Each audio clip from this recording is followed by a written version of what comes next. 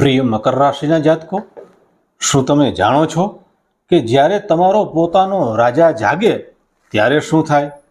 12 એપ્રિલથી તમારા રાશિ સ્વામી શનિદેવ ગાઢ નિંદ્રામાંથી જાગી રહ્યા છે. એટલે જે દિવાલ તમને સફળતાથી રોકી રહી હતી તે હવે પત્તાના મહેલની જેમ તૂટી જવાની છે. પ્રિય દર્શક મિત્રો, આ 100% પરિણામ માત્ર તમને જ મળવાનું છે. કેમ? ચાલો જાણીએ. જુઓ, અત્યાર સુધી સૂર્યના પ્રભાવને કારણે શનિદેવ અસ્ત હતા, એટલે કે તમારા રાશિ સ્વામી પોતે જ શક્તિહીન હતા. પણ 12 એપ્રિલથી શનિદેવ 12 ડિગ્રી પર એટલે કે યુવા અવસ્થામાં ઉદિત થશે. આનો સીધો અર્થ છે કે હવે તમારો આત્મવિશ્વાસ 7મા આસમાને પહોંચશે અને તમારી નિર્ણય લેવાની શક્તિ અદ્ભુત બની જશે. ધન અને પરિવારની વાત કરીએ તો હવે તિજોરી ભરાશે, કેમ કે શનિદેવ તમારા ધનેશ પણ છે, એટલે કે નાણામંત્રી પણ છે. આર્થિક વૃદ્ધિ થશે. અત્યાર સુધી જે ખર્ચાઓ તમારા કાબુ બહાર હતા તે હવે અટકશે અને તમારી જમા પૂંજીમાં અચાનક મોટો વધારો જોવા મળશે. પરિવારમાં ચાલી રહેલી અશાંતિનો હવે અંત આવશે અને મિલકત સંબંધિત વિવાદો ઉકેલાશે.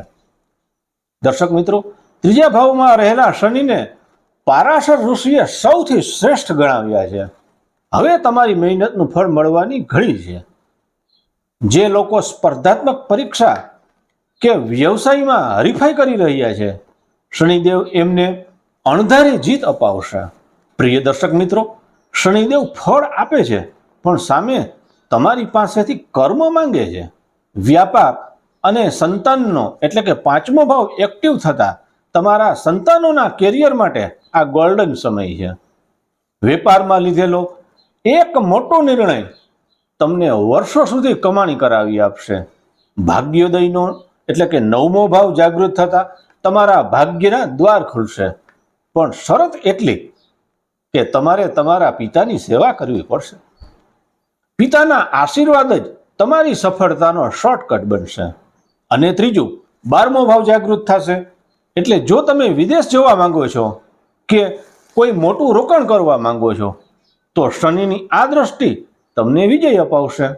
પ્રિય મકર રાશિના મિત્રો, યાદ રાખજો કે શનિદેવ ક્યારેય મહેનત એળે જવા દેતા નથી. જૂન 2027 સુધીનો આ સમય તમને રંકમાંથી રાજા બનાવવાની તાકાત રાખે છે.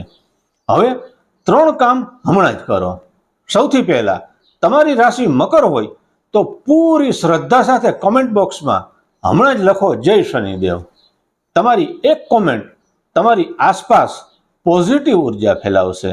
બીજું, આ વિડીયો તમારા એવા 3 મિત્રો કે સગા સંબંધીઓને શેર કરો જેમને તમે સફળ થતા જોવા માંગો છો. યાદ રાખજો, જે બીજાનું ભલું વિચારે છે, શનિદેવ તેનું ભલું પહેલા કરે છે.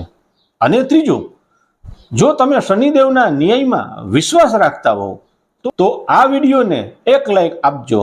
શનિદેવ આપનું અને આપના પરિવારનું કલ્યાણ કરે એવી મંગલ કામના અસ્તુ. જય શ્રી કૃષ્ણ. હર હર મહાદેવ.